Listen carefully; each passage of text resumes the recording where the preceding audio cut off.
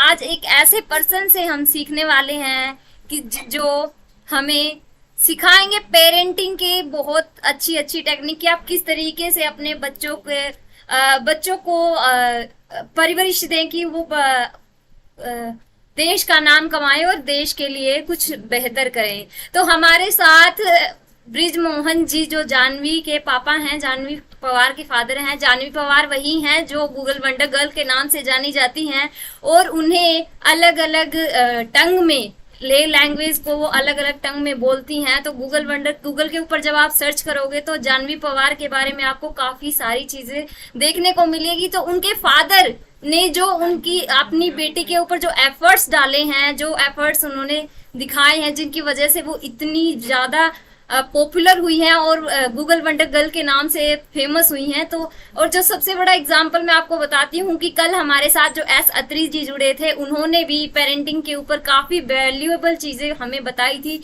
हाँ, ये चीज सही है कि उन्होंने हमें बिजनेस आइडियाज के बारे में भी काफी सारी चीजें बताई थी कि आप किस तरीके से अपने बिजनेस को ग्रो कर सकते हो, कैसे आपकी फैमिली का आपका सपोर्ट होना बहुत जरूरी है फैमिली के साथ। लेकिन आज जो आ रही हैं हस्ती हमारे पास, उनका पूरी तरीके से पेरेंटिंग का रहेगा कि आप अपने बच्चों की परवरिश किस तरीके से करें। और उन्होंने अपनी बेटी जानवी को इस ऐसी चीजें मतलब इस मुकाम तक पहुंचाने के लिए कौन कौन सी मुश्किलों का सामना करना पड़ा या कौन कौन से फेजेस उनके जीवन में आए जिसकी वजह से उन्होंने अपनी बेटी को इस मुकाम तक पहुंचाया। जानवी पवार एक ऐसा चेहरा है जो संदीप महेश्वरी को भी इंटरव्यू देने जा चुकी हैं, जो अलग अलग बड़े बड़े जितने भी हमारे मोटिवेशनल स्पीकर हैं या बड़े बड़े प्लेटफॉर्म हैं उनके ऊपर इंटरव्यू कर चुकी हैं। तो हम तहे दिल से उनका शुक्रिया करते हैं कि उनके फादर और कुछ समय बाद जानवी पवार भी हमारे साथ टच में आएंगी, हमारे साथ इंटरव्यू करेंगी। तो हमें बहुत खुशी हो रही है क्योंकि उनके एक्सपीरियंसेस से हमें काफी सारी चीजें सुनने देखने को मिलेंगी और काफी सारी चीजें हमें सुनने को भी मिलेंगी। हमें पता चलेगा कि उन्होंने किस तरीके की जर्नी तय की थी। तो आप भी उनके एक्सपीरियंसेस को एज अ पेरेंट आप उनसे सीखिए कि किस तरीके से अपने बच्चों को प्रिपेयर करना है। और बच्चों से ये रिक्वेस्ट है कि बच्चे उस तरीके से ध्यान दीजिए कि हमें एज ए अपने पेरेंट्स का नाम किस तरीके से बड़ा करना है और अपने देश के लिए या उन्होंने जो जानवी पवार ने जो नाम कमाया है वो किस तरीके से कमाना है। तो लगातार आप जुड़े रहिए। कुछ ही समय में हमारे साथ ब्रिज मोहन जी जुड़ने वाले हैं, जो कि हम पहले ही बता चुके हैं। हमारी गूगल वंडर गर्ल जो है जानवी पवार उनके फादर हैं और वो अपनी पेरेंटिंग की जो स्किल है उनके बारे में हमें बताएंगे कि अपनी बेटी को उन्होंने किस तरीके से पाला और किस तरीके से उन्हें इतना बड़ा मुकाम हासिल किया। इतनी छोटी सी एज में वो इतनी बड़ी बड़ी जगहों पर इंटरव्यू कर चुकी हैं। तो उसके लिए हमारे जो डॉक्टर सुरेंद्र हैं जो हर बार इंटरव्यू को कंडक्ट करते हैं वही आएंगे और वही उनका इंटरव्यू लेंगे। आपको नई नई चीजें वहां से सीखने को मिलेगी। कुछ ऐसे क्वेश्चंस आपके सोल्व होंगे जो आपके माइंड में हरदम चलते रहते हैं और आप चाहते हैं कि उनका आंसर मिले, तो वहां से आपको ये क्वेश्चन जानने को मिलेंगे। तो welcome to doctor Surendra and हम उनका वेट कर रहे हैं। अच्छा,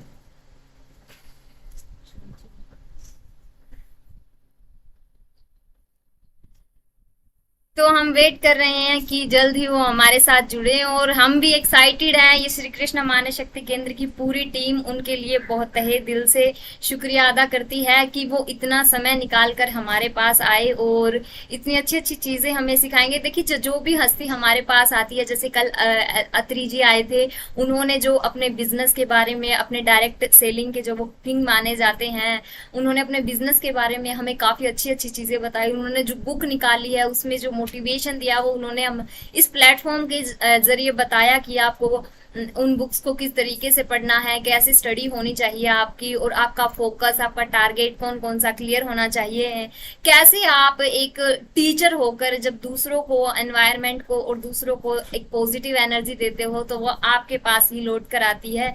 उनके बहुत सारे क्वेश्चंस ऐसे थे जिनमें हाँ पता चला कि हाँ किसी के साथ आपका व्यवहार कैसा होना चाहिए। उन्होंने एक वर्ड बोला कि सॉरी जो वर्ड होता है वो ऐसा शब्द है जो आपके बिगड़ते रिश्तों को बना देता है। अगर आप पहल करना जानते हैं, अगर आपके किसी रिश्ते में मनमुटाव हो जाता है और इस तरीके से आप पहल करते हैं, एज ए अगर आपके बच्चों के साथ अनबन हो रही है और आप चाहते हैं कि बच्चों की वो अनबन हम पहले क्यों सोल्व करें, क्योंकि हम तो पेरेंट हैं, हम माता पिता हैं, हम हमारा इतना हक है कि हम अपने बच्चों के ऊपर अपना हक जमा सकते हैं। तो वो जो सारी चीजें थी वो उन्होंने बताई कि एज ए पेरेंट अगर आपको लगता है कि आपकी मिस्टेक है या आपको लगता है कि यहाँ बच्चों की बात जायज है, उनको मान लेना चाहिए, तो वो चीजें भी इम्पोर्टेंट रोल प्ले करती हैं आपके लिए। उन्होंने जो पेरेंटिंग के ऊपर बताया और इसी का डीप रूप हम आज देखेंगे, क्योंकि जानवी जो पवार हैं वो बहुत ही फेमस हस्ती हैं और उनके जो फादर हैं उन्होंने जो अपनी बच्ची के लिए किया है, उन्होंने जो स्ट्रगल उठाए हैं अपनी बच्ची को इस मुकाम तक पहुंचाने के लिए, वो भी हम जानेंगे। प्लस उन्होंने ये भी बताया था कि आप जब एस अत्री जी हैं उनका जब इंटरव्यू सुना तो वहां से ये सीखने को मिला कि जब आप अपनी फैमिली को क्वालिटेटिव टाइम देते हैं, ऐसा टाइम जो आपकी फैमिली सिर्फ अगर 1 घंटा चाहती है तो आप सिर्फ वो 1 घंटा ऐसा दे रहे हैं उन्हें कि सब इंतजार करें आपकी फैमिली में कि हाँ मेरे परिवार में एक ऐसा सदस्य है जो बाहर है और मुझे उसका इंतजार है कि वो आएंगे।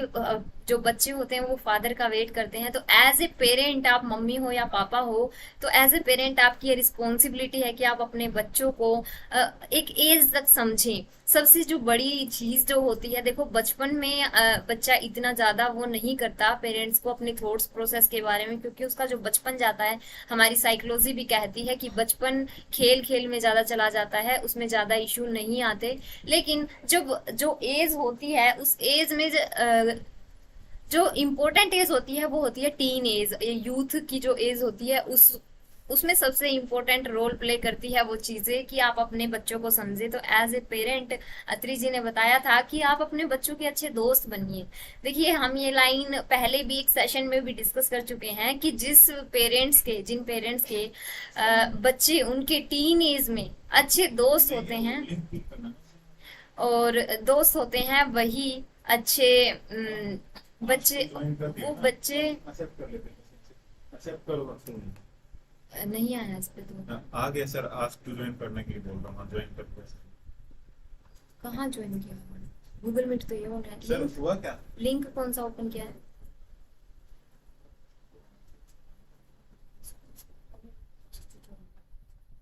लिंक कोई और है, यही है लिंक, मुझे नहीं पता किस कौन सा को लगा है। न्यूज़र नेट क्या था, लिंक कैसे किया है? चलिए थोड़ा सा इशू आ रहे हैं, जो हमारे टेक्निकल इशू हैं उनको हम चलाते रहेंगे। और जानवी पवार के जो फादर हैं वो आ चुके हैं और जल्द ही हम उनसे जुड़ने वाले हैं। वो हमारे साथ जुड़ चुके हैं, लेकिन थोड़ा सा जो हमारे पास इश्यूज आ रहे हैं हम उनको सोल्व करने की कोशिश कर रहे हैं और जल्द ही हम इन इश्यूज को सोल्व करके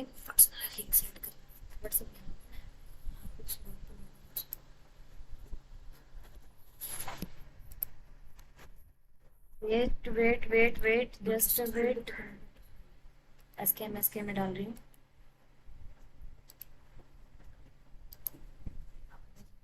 लिंक आया, वो ओपन कीजिए, वो भेजिए। देखिए ये जो इश्यूज हैं इस तरीके के चलते रहेंगे लगातार, तो आप इनको एंजॉय करते रहिए। हाँ, हमारे साथ जो हमारे गेस्ट आए हैं वो भी वेट कर रहे हैं, लेकिन ये जो टेक्निकल इश्यूज हैं ये इस तरीके से चलते हैं कि हमें थोड़ा वेट करना पड़ता है। तो हम इनको एंजॉय करते चलते हैं और सीखते हैं नई नई चीजें। तो जल्द ही हमारे साथ वो आने वाले हैं, वेट हो रहा है उन्हीं का।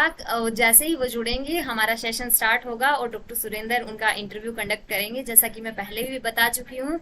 और जैसे ही वो हमारे साथ ज्वाइन होते हैं, हम श्री कृष्णा मानस शक्ति केंद्र की पूरी टीम तहे दिल से उनका हार्दिक स्वागत करती है।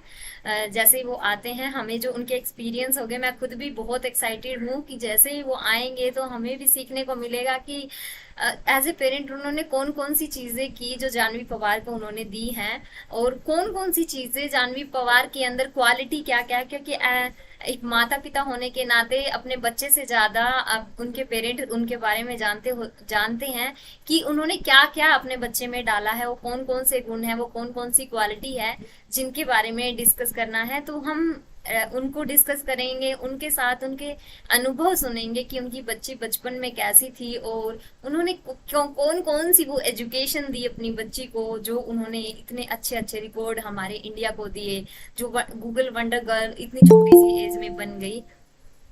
तो आ चुके हैं।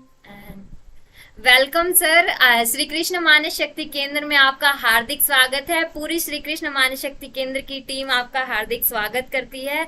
बहुत बहुत थैंक यू सो मच। बहुत बहुत धन्यवाद सर, आप हमारे इस प्लेटफॉर्म पे आए और हमें जो आपके जो अनुभव हैं उनसे बताइए कि किस तरीके से माँ बाप को अपने बच्चों को स्टडी करवाना चाहिए। तो बहुत सारी जो नॉलेज है वो हमें सीखने को मिलेगी आपसे।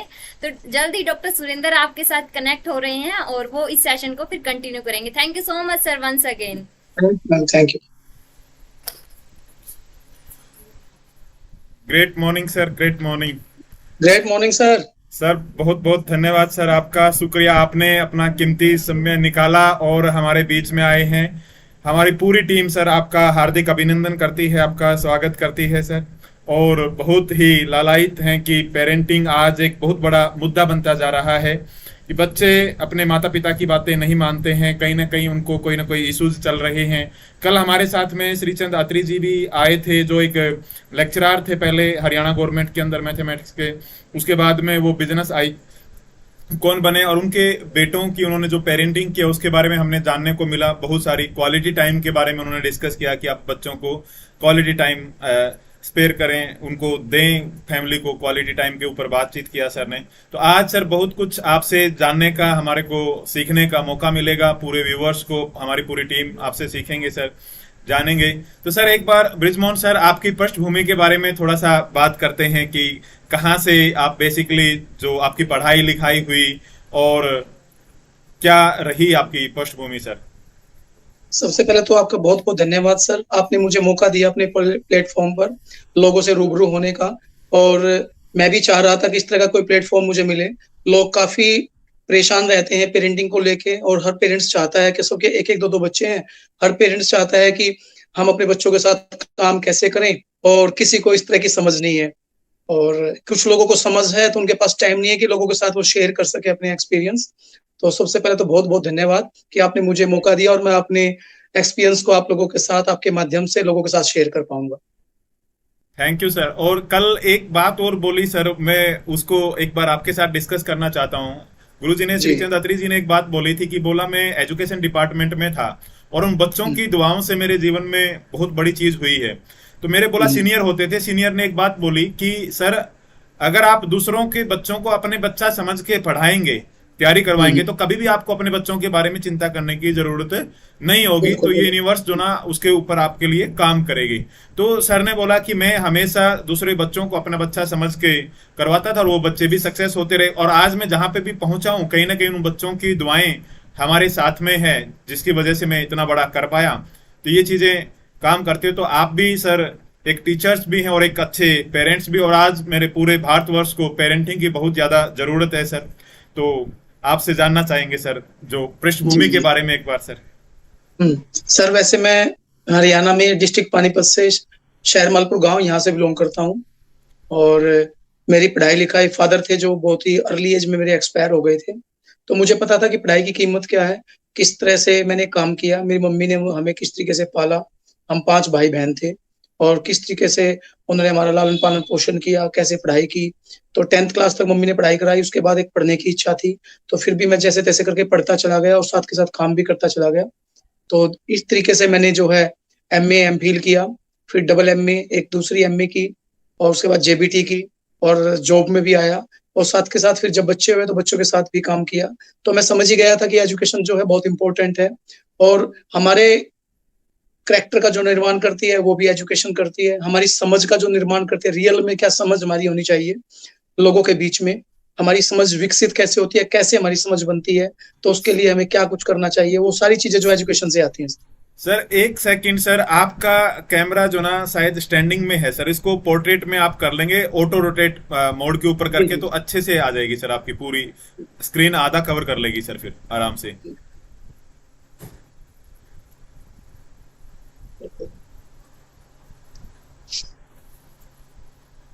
इसके अंदर सर जो ऑटो रोटेशन का एक फंक्शन होगा सर, हाँ, उसको हाँ, हो अभी गया अभी अभी सही है सर, बिल्कुल परफेक्ट है सर। सर। सही है सर, बिल्कुल सही है एकदम से परफेक्ट है सर।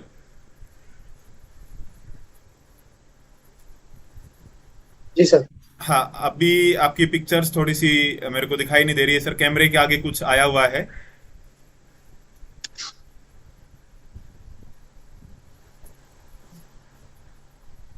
पिक्चर को शायद नहीं दिखाई दे पाए। फ्रंट कैमरा शायद मुझे लगता है करना पड़ेगा। हाँ हाँ हाँ हाँ सर, यस यस यस, ये बैक कैमरा हो रखा, उसी में सर ऑप्शन मिल जाएगा आपको, थोड़ा क्लिक करोगे तो।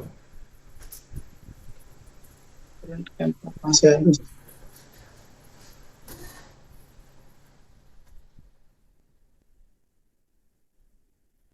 तो देखिए आज व्यूवर्स, मैं आपको बताना चाहता हूं कि हमारे पास में ब्रिजमोहन सर आए हुए हैं और वो एक गूगल वंडर गर्ल के फादर हैं। और जानवी को आज पूरा हिंदुस्तान नहीं, देश विदेश के भी सभी लोग जान रहे हैं कि उस बिटिया ने इतनी कम उम्र के अंदर अपनी सारी चीजें कैसे की। तो जानवी, जब भी मैं स्टेज के ऊपर सुनता हूँ, कहीं भी जानवी का कोई भी इंटरव्यू सुनता हूँ, तो वहां पे एक चीज स्पष्ट रूप से मुझे पता चलती है कि हर जगह पे वो एक ही बात बोलती है कि मेरे पापा ने मुझे मोटिवेट किया, मेरे पापा ने मेरे को साथ दिया, अगर मेरे पापा नहीं होते तो आज मैं Janhvi Pawar Google wonder girl नहीं होती। तो ये सारी की सारी चीजें सर की वजह से हैं। जो बैकग्राउंड के अंदर सर ने काम किया है, वो सर का सबसे बड़ा रोल है उस बिटिया को सेलिब्रिटी बनाने के लिए, उस बिटिया को इस मुकाम के ऊपर पहुंचाने के लिए सर का एक महत्वपूर्ण रोल रहा है दोस्तों। तो अब हम सर से एक एक करके सारी चीजें डिस्कस करने वाले हैं कि सर ने किस प्रकार से अपनी तैयारी किया था, क्या सर के मन में था, कैसे पेरेंटिंग किया, कैसे बच्चे को अपने ट्रैक पे रखा, उसको पढ़ाई के लिए लगातार मोटिवेट कैसे किया। और आज जानवी आज के टाइम पे भी वो, उनके पास में लगभग सब कुछ उन्होंने अचीव कर लिया इतनी कम उम्र के अंदर। संदीप महेश्वरी जी के शो में जाके आई है, विवेक बिंद्रा जी ने खुद कॉल करके सर को और बिटिया को बुलाया, डॉक्टर उज्जवल पाटनी जी ने बुलाया, भूपेंद्र सिंह राठौर सर ने बुलाया, जो हिंदुस्तान के बड़े बड़े ट्रेनर हैं। चैट विद सुरेंद्र वस के चैनल पे बिटिया होकर आई अभी लेटेस्ट। तो कोई भी प्लेटफॉर्म ऐसा नहीं बचा जहां पे जानवी पवार को इनवाइट नहीं किया गया हो, चाहे वो हमारे न्यूज चैनल्स हैं, चाहे हमारे पॉलिटिकल लीडर्स हैं, हर कहीं पे जानवी को बुलाया जाता है। वहां पे इस बिटिया के टैलेंट के बारे में पूछा जाता है ताकि बाकी बच्चों के अंदर भी ये प्रेरणा जा सके, बाकी बच्चे भी इन चीजों को कर सकें। ये सारी की सारी चीजें सर बताएंगे कि किस प्रकार से बेटी को मोटिवेशन दिया कि उनका जो ना अपना फैमिली लाइफ भी बैलेंस हो सके, उनका बचपना भी जो ना बैलेंस हो सके, वो बचपना उनसे छूट ना जाए, उसका भी सर ने ध्यान रखा। और उस चीजों का ध्यान रखते हुए एक प्रॉपर बैलेंस बनाकर, एक प्रॉपर जो ना कॉम्बिनेशन के साथ में। सर ये कैमरा मेरे से नहीं हो पाया, कैसे होगा? सर एक सेकंड सर, मोबाइल से है या सर लैपटॉप से है? मोबाइल से हूँ सर। तो मोबाइल का सर मैं आपको बता रहा हूं, इसके ऊपर कैमरे का कोई ऑप्शन सर आपको दिखाई दे रहा होगा, देखिए। कैमरे का कोई ऑप्शन तो, कैमरे का ऑप्शन नीचे है सर, ये तो फिर बंद हाँ, करने का। और वो ऑन ऑफ का आ रहा है सर, ठीक है ना? हाँ जी, इसके ऑन ऑफ का है तो। ऑन ऑफ का आ रहा है तो सर इसके अंदर ही, एक मिनट, एक मिनट में आपको दिखा रहा हूं सर, यहाँ से आप जी ज्वाइन जी। कर लीजिए। हमारा आंसू आप ज्वाइन कर लीजिएगा यहाँ से, और उसी लिंक से जो आ गया आ सर, गया आ आ गया, गया था सर, आ गया था, आ गया था, हाँ, बिल्कुल परफेक्ट। दोबारा फिर हो गया, अभी सही हाँ, है आ सर, गया, आ गया, सही आ सही गया सही, सर। आ गया सर। जी जी जी सर। तो सर आपकी बैकग्राउंड के बारे में आपने बताया कि एक गांव से आप बिलोंग करते थे, मम्मी ने आपको जो ना पढ़ाया है। पापा कम उम्र के अंदर जो ना इस दुनिया को अलविदा कह गए थे, तो आपने अपने आप को स्टैब्लिश किया और पढ़ाई के ऊपर पूरा फोकस रखा। तो सर, आपकी जब शादी हो गई तो उस टाइम पे आपके मन में क्या विचार थे? आपकी जॉब लगने के बाद में शादी हुई थी या पहले हो गई थी सर? तो क्या आपका माइंडसेट था कि किस प्रकार से हम जहां पे हम पहुंचना चाहते थे उसके लिए तो आप लगातार मेहनत कर ही रहे हैं। आज भी मैं देखता हूं कि आप लगातार जो ना कुछ नया लर्न करते रहते हैं, सीखते रहते हैं और आगे बढ़ने के लिए काम कर रहे हैं। और दूसरी चीज सर, मैंने एक आपके अंदर सबसे बड़ी खूबी जो सबसे ज्यादा मेरे को इंस्पायर किया वो ये चीज है कि आज आपके पास में नाम मान सम्मान सब कुछ परमात्मा ने दिया हुआ है। बिटिया भी हर स्टेज के ऊपर बोलती है कि आज मैं जो कुछ भी हूँ मेरे पापा की वजह से हूँ। तो एक माँ बाप के लिए इससे बड़ा खुशी का मौका उनके जीवन में कुछ हो नहीं सकता है कि जब माँ बाप को उनके बच्चों के द्वारा जाना जाए कि ये फलां का बेटा है, फलां की बेटी है। तो वो चीजें आपके साथ में हुई। तो किस प्रकार का माइंडसेट था जब सब आपकी शादी हुई? आपके मन में विचार होते होंगे कि हमारे बच्चे बड़ा होकर ऐसा करें, वो थॉट्स, क्योंकि आज साइंस ये बात प्रूव कर रही है सर कि जब हमारी शादी होती है और पति पत्नी जब प्लानिंग करते हैं बच्चे के लिए, तो जैसे भाव जैसे विचार उनके मन में लगातार चलते हैं, वो जैसी चीजें पढ़ते हैं, जैसी चीजें देखते हैं, उसका प्रभाव जो ना बच्चे के मन के ऊपर पड़ता है। तो इसको हमारे धर्म ग्रंथों के अंदर गर्भ संस्कार का नाम दिया है। तो ऐसी कोई एक्टिविटी आपकी जो पॉजिटिविटी थी उस टाइम पे भी रहती थी क्या मैम? उस टाइम पे भी ऐसा सोचते थे? ऐसी कुछ प्लानिंग थी कि जैसे टाइगर वुड्स का मैं एक एग्जांपल आपके साथ में शेयर कर रहा हूं सर। टाइगर वुड्स के माता पिता ने क्या किया था, जब टाइगर वुड्स को दुनिया में लेकर आना था उन्होंने, तो टाइगर वुड्स के माता पिता को ये पता चल गया था कि भाई एक एक विचार का, एक एक थॉट्स का हमारे बच्चे के मन के ऊपर इफेक्ट पड़ेगा। जैसे हमने अभिमन्यु के बारे में जाना है कि अभिमन्यु जब माँ के पेट में आया तो उन्होंने वो माँ के पेट के अंदर से ही वो विद्या सीख ली थी, चक्रव्यूह तोड़ने वाली। तो उसी प्रकार से ये चीजें हमारे को भी टाइगर वुड्स के माता पिता को ये समझ में आई चीजें। तो उन्होंने बताते हैं वो एक इंटरव्यू के अंदर, अमेरिका के एक इंटरव्यू के ऊपर उन्होंने बताया, बोला कि लगातार उन्होंने अपने बच्चे के लिए प्रोग्रामिंग किया। पति पत्नी दोनों बैठते थे, दोनों विजुलाइज करते थे, दोनों कल्पना करते थे कि हमारा जो पहला बच्चा होगा वो कैसा होगा दिखने में। इवन उन्होंने रंग रूप, हाइट, सब चीजें डिसाइड किया और उन्होंने यहां तक भी डिसाइड कर दिया था कि हमारा बच्चा बड़ा होके वर्ल्ड का नंबर 1 गोल्फर बनेगा सर।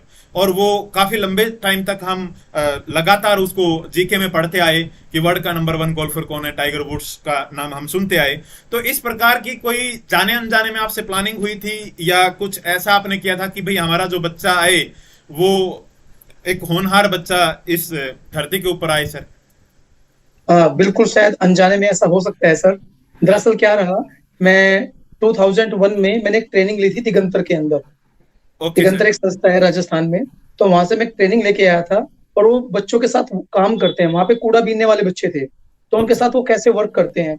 तो वहां की जब स्थिति मैंने देखी, 1 हफ्ते की मैं ट्रेनिंग लेके आया, तो जिस तरह से उन्होंने बातें बताई और कहा कि ऐसा हो सकता है, ऐसा हो सकता है, तो मेरे दिमाग में आई, देखते हैं भाई, हो सकता है। इस तरह की तो बातें हर कोई करता है, लेकिन देखेंगे ऐसा होगा या नहीं होगा। फिर मैं प्राइवेट स्कूल्स में था, तो मेरे सामने एक बड़ी प्रॉब्लम आती थी और मुझे लगता है हरियाणा में लगभग 90% लोगों के साथ है, जो इंग्लिश के टीचर गवर्नमेंट स्कूलों में या प्राइवेट स्कूल में है। आज तो खैर माहौल थोड़ा चेंज हो गया है, वो इंग्लिश पढ़ाते जरूर थे लेकिन इंग्लिश बोल नहीं पाते थे। जी जी जी सर, ये तो आपने भी नोट किया होगा। तो वो पढ़ाते थे लेकिन बोल नहीं पाते थे, बोलने में काफी हेजिटेशन थी, माहौल की प्रॉब्लम लगा लो, या उस तरह का उनको एटमोस्फियर और उस तरह का जो है उनको ब्रेक नहीं मिला कि वो उस तरह से बोल पाए।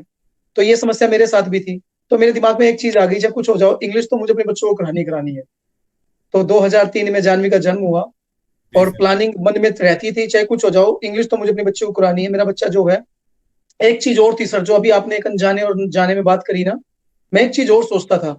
हमारे पड़ोस में, गांव में जो पड़ोस था, उसके बच्चे 7 नहीं 8 बच्चे थे सर उसके, और 8 बच्चे इधर उधर घूम रहा है, कोई कहीं घूम रहा है, उनका स्कूल का ध्यान नहीं है, खाने पीने का ध्यान नहीं है, नहाने धोने का ध्यान नहीं है। तो मैं एक बात सोचता था, मैं ऐसे बच्चे पैदा करने का फायदा क्या? बच्चा चाहे 1 हो या 2, लेकिन परवरिश अच्छी होनी चाहिए, ऐसे तो कोई फायदा नहीं है पैदा करने का। तो ये भी दिमाग में थॉट्स चलती थी, ये वाइफ के दिमाग में भी चलती थी। हाँ, ये तो है कि बच्चा चाहे 1 हो, लेकिन कम से कम पेरेंट्स उस पर पूरा ध्यान दें। तो वो चीज चलती रही। उस प्रोसेस में बच्चा हुआ, तो होने के बाद जो है, एक पहला बच्चा था तो लाड़ प्यार भी अच्छा हुआ। तो दिमाग में बस एक ही चीज थी कि भाई इंग्लिश तो इसको आनी चाहिए। तो उस इंग्लिश को लेके काम करना शुरू कर दिया। मैं उस टाइम इंग्लिश पढ़ाता ही था स्कूल में। तो लेकिन मुझे एक चीज का पता था कि किसी भी भाषा को सीखने के लिए हमें क्या चाहिए सर, शब्द भी तो चाहिए हमें, बिल्कुल वो शब्द चाहिए, वोकेबलरी आपको चाहिए। अगर वोकेबलरी आपके पास होगी तो धीरे धीरे आप असेंबल कर लोगे। तो धीरे धीरे वो प्रोसेस चलता गया सर। तो ये कभी नहीं सोचा था जानवी इतनी फेमस होगी या कुछ ऐसा होगा, ऐसा कुछ भी सोच के काम नहीं किया था। सिर्फ ये था कि भाई ठीक है, इंग्लिश आनी चाहिए। तो उस तरीके से काम करता चला गया सर, काम करता चला गया, वो लर्न करती चली गई। मैंने मोस्टली प्रैक्टिकल वर्क ज्यादा किया उसके साथ।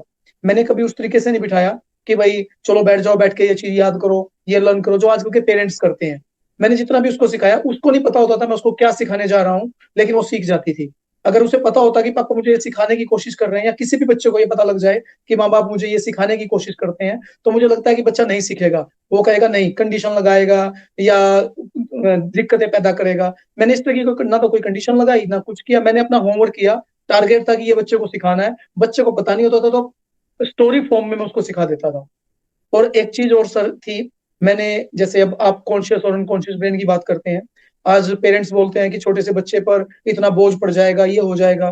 तो रात को एक मैंने उसकी ना एक हैबिट डेवलप करी। वो जब भी सोती थी मेरे पास ही सोती थी, तो सोती थी तो कहती पापा एक स्टोरी सुनाओ। तो मैं जीजाबाई की स्टोरी सुन रखी थी मैंने शिवाजी को लेके, वो अपने बेटे को अरे छोटी छोटी गुड कहानियां सुनाती थी। तो वो जब कहानी सुनाती थी तो वो बच्चा धीरे धीरे उन्हीं कहानियों से जो है बड़ा होता चला गया। तो मैं उसे कहानी कैसे सुनाता था, जैसे प्लासी के युद्ध के बारे में बता दिया, बक्सर के युद्ध के बारे में बता दिया, ये जो बंगाल की खाड़ी है इसके बारे में बता दिया, इस तरह से बतानी शुरू कर दी। तो मुझे पता था उसकी समझ में कुछ नहीं आ रहा है, लेकिन कहीं ना कहीं ये था कि उसके सबकॉन्शियस ब्रेन में वो चीजें जा रही हैं। तो जैसे ही वो बच्ची बड़ी होगी, जब थर्ड फोर्थ में आएगी, वो चीज उसके सामने आएगी तो रिलेट करेगी, कहीं ना कहीं ये चीज मैंने सुनी है। जी जी जी तो सर। उसके लिए वो इजी चीज हो जाएगी, क्योंकि एक तो बच्चा अननोन होगी, ये चीज तो मैंने कभी सुनी ही नहीं, क्या प्लासी है, क्या बक्सर है। हम भी जब कभी आपको देखा हो राजस्थान में या मध्य प्रदेश में या केरला में अदर स्टेट में जाते हैं, तो वहां के गाँव का नाम सुनते हैं तो हम बोल भी नहीं पाते उन गाँव के नाम को, क्योंकि हम यस। उनसे परिचित ही नहीं है। जी तो जी सर। इस चीज को लेके मैंने पहले ही वो चीजें जो एकेडमिक में होती है धीरे धीरे सब पॉइंट पे बात करता था, ताकि जैसे बच्ची बड़ी हो और इन चीजों को पढ़ना शुरू करे तो उसे वो अलग ना लगे, उसे लगे कि ये चीज तो सुनी हुई है, वो फेमिलियर हो जाए, तो उसके उसको जो है अलग ना लगे। तो इस तरीके से मैं सबके साथ काम करता चला गया। तो उसकी मम्मी ने जो है राइटिंग का वर्क कराया। गाँव में था, नीम का पेड़ होता था, नीचे बैठे रहते थे। गाँव में बिजली आती नहीं थी, गर्मी के दिन थे, नीचे बैठ के जमीन पे उंगली से सिखाते रहते थे, ए ऐसे बनेगा, आ ऐसे बनेगा, ए ऐसे बनेगा, बी ऐसे बनेगा, काउंटिंग ऐसे होगी। वो सारा जमीन पे सिखाया गया सर। तो जब वो सीख गई तो इधर वोकेबलरी बढ़ गई, तो इंग्लिश अच्छी हो गई। तो धीरे धीरे सारे सब्जेक्ट पे पकड़ अच्छी होती चली गई। फिर उसके साथ धीरे धीरे मैं प्लानिंग करता चला गया, तो पता भी नहीं चला। जब वो फर्स्ट क्लास में गई सर, 3.5 साल की पहली बार में, नर्सरी एलकेजी यूकेजी कुछ नहीं किया, डायरेक्ट फर्स्ट में गई। तो फर्स्ट में भी उसे जो चीजें उसमें सिखाई जा रही थी ऑलरेडी उसको आती थी सर। तो इस तरीके से वो प्रोसेस होगा, जब इसको ऑलरेडी आती है तो पहली क्लास में क्यों रखना, दूसरी में कर लो। तो क्लास भी धीरे धीरे वो जंप होती चली गई, या ये लगा लीजिए 1 साल में 2 क्लास होती चली गई। तो उस तरह की प्लानिंग मैं करता चला गया और धीरे धीरे हम यहाँ तक पहुंच गए सर। तो सर यहाँ पे एक चीज आपने बोली और मेरे को बहुत ही फेवरेट लगा, वो टॉपिक मेरे दिल को छू गई। आपने बोला कि जीजा माँ की कहानी जो शिवाजी महाराज को सुनाती थी वो मेरे दिमाग में थी।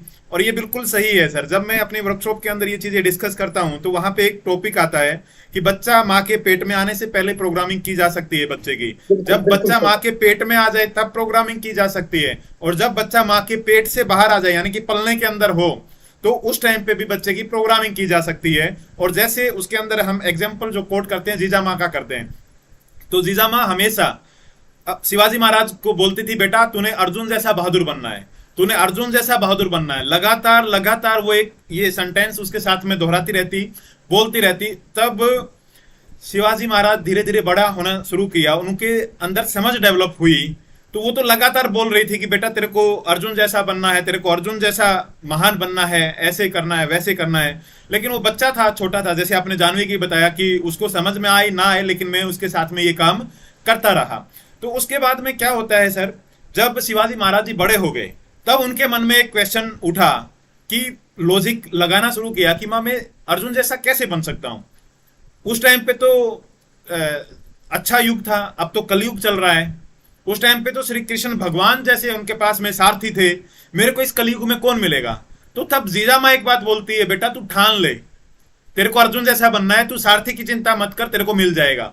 और वही सेम शिवाजी महाराज जी के साथ में उनके जीवन में हुआ, उनको वो गुरु मिले और जिसकी वजह से शिवाजी महाराज को पूरा महाराष्ट्र नहीं आज पूरा हिंदुस्तान पूछता है सर।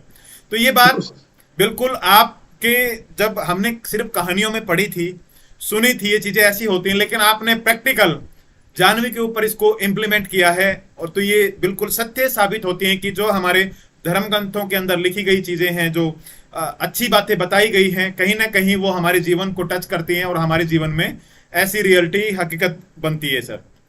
बिल्कुल सर, बिल्कुल। तो सर मैं यहाँ पे ये जानना चाहूंगा कि जैसे जानवी को लगातार आप सिखा रहे थे, तो कितना टाइम, जैसे एक पेरेंट्स होते, पेरेंट्स के नाते, क्योंकि एक पेरेंट्स की बहुत सारी रिस्पॉन्सिबिलिटी होती हैं, जो आपने बैकग्राउंड बताया कि भाई बहनों का भी ख्याल रखना पड़ता है, मम्मी का भी ख्याल रखना पड़ता है। हम जैसे थोड़े से बड़े हो जाते हैं तो हमारे ऊपर रिस्पॉन्सिबिलिटी आ जाती है परिवार की, परिवार का ख्याल रखना है, शादी हो जाती है तो बच्चों की जो डिमांडें हैं वो बढ़ जाती हैं, घर के ऑटोमेटिक जो ना सारे काम चलते हैं, तो हमें ड्यूटी भी करनी पड़ती है, और ड्यूटी के साथ साथ में हमें बच्चों को भी टाइम देना होता है, और फिर अपनी सोशल रिस्पॉन्सिबिलिटी भी है, परिवार भी है। तो आप किस प्रकार से मैनेज करते थे सर उस टाइम को? और बच्चों के लिए स्पेशली, जैसे जानवी के लिए खास करके मैं बोलूंगा कि जानवी को कितना टाइम आप पर डे जो ना प्रोवाइड कर पाते थे सर? सर इस तरीके से मैंने कोई स्पेसिफिक टाइम तो बनाया नहीं था, और ना पेरेंट्स के पास इस तरीके से होता कि बच्चे के पास बैठ के हम करें। उसमें तो बच्चा भी उगता है और पेरेंट्स भी उगते हैं। मैंने इस तरीके से किया ही नहीं, मतलब 24 आवर काम करता था। जैसे हम घर पे आते हैं, घर पे आने के बाद बच्चे, बेटा आज क्या काम किया, स्कूल में क्या काम हुआ, उसका फीडबैक लेना, तो उसकी जो प्रॉब्लम्स थी, प्रॉब्लम्स को शेयर करना, पापा ये चीज समझ नहीं आई है, तो उसको एज ए स्टोरी फॉर्म में उसको बता देना। उससे आगे की चीजें पता होती थी, भाई ये चीजें तो स्टोरी फॉर्म में उसको बता देना। अगर नहीं आती है कोई, उसको मैंने एक बात बोल रखी थी, बेटा जो है सारा काम तेरा है, लेकिन जितनी भी प्रॉब्लम है वो मेरी है।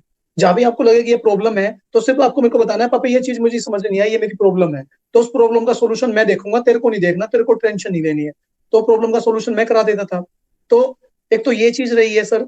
और टाइम की जो बात रही, जैसे मैंने इंग्लिश पे काम किया, तो इंग्लिश पे हमारे, मैं आपको छोटी सी बताऊंगा, तो इंग्लिश में क्या था, गाँव में थे, कोई इंग्लिश तो बहुत दूर की बात है, हिंदी भी प्रॉपर नहीं बोल पाते, आप देखते हो गाँव में तो हिंदी भी प्रॉपर नहीं बोल पाते। और मैं खुद हरियाणवी बोलता हूँ, मेरे घर में जो है मेरी मम्मी है और सब हरियाणवी बोलते थे। तो मेरे दिमाग में एक चीज क्लियर होगी कि हिंदी सिखाने के लिए तो मुझे क्या जरूरत है, हिंदी तो ये समाज सिखाई देगा, ये लोग सिखाई देंगे हिंदी। जो चीज ये नहीं सिखा सकते, मुझे तो उस पर काम करना है ना। जी तो ये तो इंग्लिश सिखा नहीं सकते, तो मुझे तो इंग्लिश पे काम करना है, और हिंदी ये लोग खुद सिखाई देंगे, तो समाज सारा मिलकर काम कर ही रहा है ना जानवी के लिए, तो उसका अड़ोस पड़ोस काम कर रहा है। तो एक चीज और भी है, आप बहुत अच्छे से जानते हैं कि किसी भी बच्चे के निर्माण में उसके मम्मी पापा, उसके बाद उसके अड़ोस पड़ोस, उसका टीचर, उसका माहौल, ये सारी चीजें डिपेंड करती हैं उसका एक करेक्टर बनने में, उसकी समझ बनने में। तो मुझे पता था कि ये सारी चीजें जो ये इसका जो माहौल है, ये सारी चीजें इसको सिखा देंगे, मुझे जिस चीज पे काम करना वो करना है। तो मैं उसको इंग्लिश में बात करता था, इंग्लिश के वर्ड्स बताता था, घर में जितनी भी छोटी छोटी चीजें सब इंग्लिश में बताता था सारी। तो कुछ भी चीज है, सब हल्दी है, नमक है, जीरा, धनिया, चिमटा, फूकनी, जो एवरीथिंग इज, सब कुछ इंग्लिश में बताता था। अब जानवी ने भी एक क्राइटेरिया बना लिया था, जब वो मम्मी के पास जाती, दादी के पास जाती, तो वो उसी तरीके से बोलती थी उन्हीं की लैंग्वेज में कि मम्मी मुझे पानी दे दो या मुझे रोटी दे दो। जब मेरे पास आती थी, पापा मुझे वाटर ड्रिंक करना है, पापा मुझे फूड ईटिंग करनी है, पापा मैं हंग्री हूँ, पापा मुझे वॉक करने जाना है। तो उसे पता था कि पापा की रिक्वायरमेंट ये है, इनकी रिक्वायरमेंट ये है। उसने अपने आप ही ब्रेन में एक जगह बना दी थी कि पापा के साथ बात करनी है तो ऐसे करनी है, और बाकी पेरेंट्स के साथ किसी के भी साथ बात करनी है तो वैसे करनी है। तो बच्चे की समझ में आ गया था। वो कई बार मेरे साथ बोलती भी थी हिंदी के वर्ड में, जब भी टोक देता जानवी, वो समझ जाती थी पापा सॉरी, पापा सॉरी, पापा सॉरी, तो वो समझ लेती थी चीजों को। तो वो क्राइटेरिया जो बनाना है वो पेरेंट्स को ही बनाना है, और कैसे डेवलप करना है वो पेरेंट्स को अपनी समझ से डेवलप करना है। तो धीरे धीरे सर, जब 1 साल की थी, लगभग 500 वर्ड उसकी वोकैबुलरी में थे सर। और मेरा अपना एक मानना है, किसी भी लैंग्वेज को बोलने के लिए जब हम शुरुआत करते हैं तो लगभग 1000 वर्ड चाहिए सर। लगभग 200-250 तो हम वर्ब यूज करते हैं सारे दिन में। आप लिख के देख लीजिए कितनी वर्ब यूज करते हो, कितनी नाउन यूज करते हो, लिख के देख लीजिए। आप 1000 लिख भी नहीं पाओगे सर, 1000 तो लिख भी नहीं पाओगे। तो लैंग्वेज बोलना कोई ज्यादा बड़ी बात नहीं है, लेकिन उसमें डीप जाना, उस साहित्य को समझ पाना, उससे परे हटना, वो बड़ी बात है। तो उसके साथ फिर धीरे धीरे प्रोसेस में वो चीजें आती गई और काम करते गए बस। तो इस तरीके से सर काम पूरा का पूरा जो है प्लानिंग के तहत चलता रहा, चाहे मैं कहीं बाहर हूँ या कुछ भी हूँ। अगर मैं शाम को आता तो बस एक फीडबैक लेनी है, उसके साथ डिस्कस करना है, शाम को स्टोरी सुननी है, जो जो काम हुआ उसके बारे में बात करनी है। तो बातें मैं ज्यादा करता था और बुक में कम उठवाता था। तो सर यहाँ पे आज के जो पेरेंट्स के पास में एक सबसे बड़ा चैलेंज क्या है आज इस चकाचौंध भरी दुनिया के अंदर, या जो अपने आप को सरवाइव करने के लिए व्यक्ति इतना व्यस्त हो चुका है सर अपने दैनिक क्रियाकलापों के अंदर, कि उसके पास में, बच्चों के पास फोन करने तक का भी टाइम नहीं है। तो जी ऐसी जी कंडीशन में जिसका ऐसे अपने आप को अंगेज करके रखा हुआ उन्होंने अपने आप को खुद को, और बच्चों के पास में उनको पता नहीं कि होमवर्क किया है बच्चे ने नहीं किया है, आज बच्चा स्कूल में गया था या नहीं गया था, और या फिर वो अपनी पल्ला झाड़ लेते हैं कि मैं अच्छे कमा रहा हूं, मेरे पास में अच्छे पैसे इनकम आ रही है, तो मैं ट्यूटर रख देता हूं, घर पे ही आएगा बच्चे को पढ़ाएगा, या मेरे बच्चे ट्यूशंस पे चले जाएंगे वहां से सीख लेंगे। तो वो खुद अपनी रिस्पॉन्सिबिलिटी को ट्यूटर के माध्यम से, ट्यूशंस के माध्यम से साइड कर रहे हैं सर। तो लेकिन फिर आगे जाके उनकी जो बॉन्डिंग है बच्चे के साथ में वो हो नहीं पाती। तो इन चीजों से कैसे मतलब बच सकता है सर हमारा समाज? हमारा समाज सर, देखो पेरेंट्स, अगर आपने देखो बच्चा पैदा किया है तो रिस्पॉन्सिबिलिटी कंप्लीटली 100% आपकी है। जी जी ठीक जी है, वो सर। ना तो ट्यूटर की रिस्पॉन्सिबिलिटी है, ना किसी अड़ोस पड़ोस की रिस्पॉन्सिबिलिटी है, ना स्कूल के टीचर की रिस्पॉन्सिबिलिटी है। रिस्पॉन्सिबिलिटी आपकी है। स्कूल का टीचर भी रिस्पॉन्सिबिलिटी तब निभाएगा जब आप उसके साथ डायलॉग करोगे, आप उसकी बच्चे की जो कमियां उसके साथ बात करोगे, तो उसे लगेगा कि पेरेंट्स हमेशा बात करते हैं और उसकी जो कमियां वो उसमें आपकी हेल्प कर सकता है। लेकिन फिर भी 100% रिस्पॉन्सिबिलिटी तो आप ही को निभानी है सर। तो मैं ऐसे पेरेंट्स को यही कहूंगा कि फिर बच्चा पैदा करने की बिल्कुल जरूरत नहीं है सर। पैसा कमाना, आप पैसा कमाइए। पैसा किसके लिए कमा रहे हैं सर? बच्चों के लिए ही तो। मुझे ऐसा लगता है कि अगर हम बच्चों को कामयाब कर देते हैं और बच्चों को उस लायक बना देते हैं तो इतने पैसे की जरूरत ही नहीं पड़ेगी सर। हम पैसा किसके लिए कमा रहे हैं?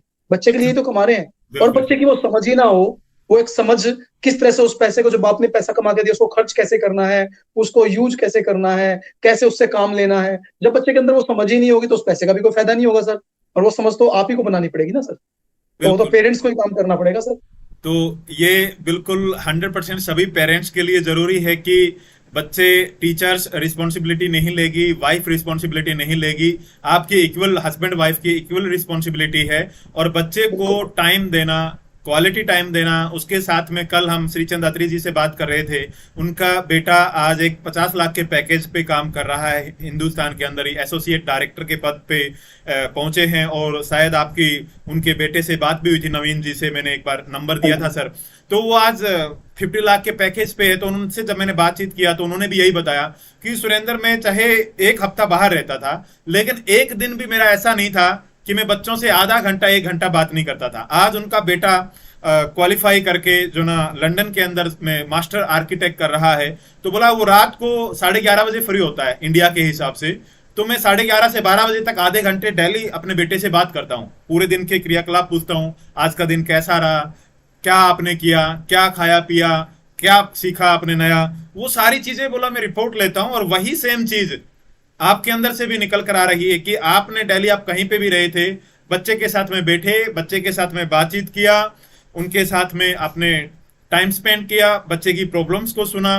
तो आजकल तो सर अगर पेरेंट्स हैं भी घर में, तीसरी चीज जो सबसे बड़ी दिखाई दे रही है कि पेरेंट्स अगर टाइम देता भी है तो वो क्या दे रहा है, एक कमरे के अंदर 4 मेंबर बैठे हुए हैं, बच्चे अपने फोन में लगे हुए हैं, मम्मी पापा अपने फोन में लगे हुए हैं, मम्मी अपना सीरियल देख रही है, पापा अपना व्हाट्सएप चेक कर रहा है, स्क्रॉल कर रहा है, फेसबुक देख रहा है चारों एक ही कमरे के अंदर कि हम बच्चों के पास में हैं, लेकिन चारों कहीं ना कहीं इमोशनली एक दूसरे से कनेक्टेड नहीं है। फिजिकली दिखाई दे रहा है कि वो एक दूसरे के पास में बैठे हुए हैं। तो ये समस्या भी मैं जैसे फैमिलीज के अंदर में जाता हूं, देखते हैं, एज ए काउंसलर में काम कर रहा हूं, तो सर ये बहुत बड़ा चैलेंज आ रहा है। पहले तो पेरेंट्स ही क्या करते हैं, बच्चा जैसे रोता है, बच्चे का मन नहीं लगता है, तो सीधा क्या करते हैं कि मोबाइल दे देते हैं, ये ले तू ये मोबाइल पकड़ ले और इसके अंदर ये गेम देख ले।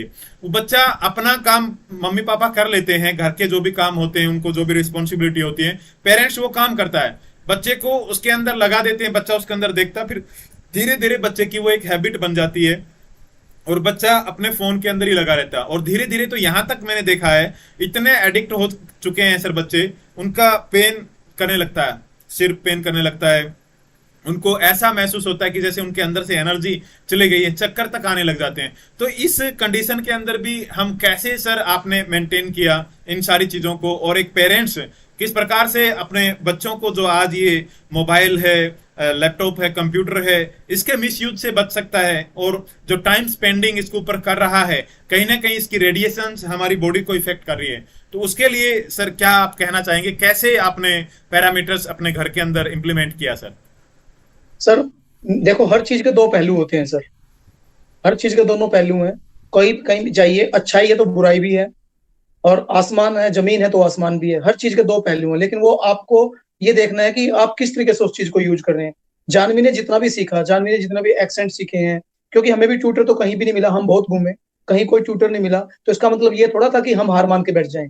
कोई बात नहीं मिला तो हमने काम किया, लेकिन और हमने फोन से ही काम किया।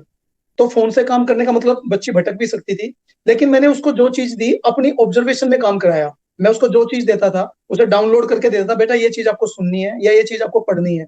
पढ़ने के बाद तुरंत मैं फोन ले लेता था, एक्स्ट्रा जाता ही था, उसके साथ में बैठता था या उसकी मम्मी उसके साथ बैठती थी। तो क्योंकि हम फोन देके अगर हट जाएंगे तो बच्चा धीरे धीरे, देखो तो बच्चा धीरे धीरे पानी की तरह है, जैसे पानी जमीन पे छोड़ देंगे बहेगा, अपनी जगह बनाएगा, तो चीज तो देखो कहीं ना कहीं जाएगी जाएगी ना।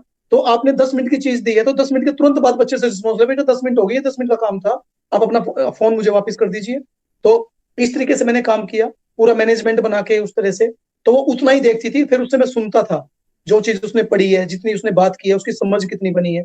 तो एक चीज और मैं बताऊं सर, मैंने और भी काम किया है, खाली इन चीजों से काम नहीं किया। हमारी जब लर्निंग होती है ना सर, जो लर्निंग होती है, लर्निंग करने के लिए सिर्फ हमारी 5 सेंस काम करती हैं, बाकी छठी सेंस कोई भी नहीं है।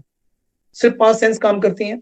आंखों से हम देखते हैं, देख के यानी कि विजुलाइज करके, दूसरा सुनकर, तीसरा चख कर, फील करके, सूंघ कर। तो हमारी 5 सेंस है सर, 5 सेंस के अलावा छठी सेंस कोई भी नहीं है। तो आप इस सेंस को यूज कैसे कर रहे हो? आप जब ये पांचों सेंस आपको यूज करनी आ जाएगी तो ऑटोमेटिकली जो है बच्चा लर्निंग करेगा। इन पांचों चीजों से लर्निंग करता है बच्चा। जैसे आप एक सैफ को देख लीजिए, सैफ की लर्निंग इतनी जबरदस्त होती है, वो सूंघ के बता देता है कि इसमें जीरा पड़ा हुआ है, इसमें इलायची है, इसमें लौंग है, वो सूंघ के बता देता है सर। या चख के बता देता है कि इसमें इतनी इतनी चीजें हैं।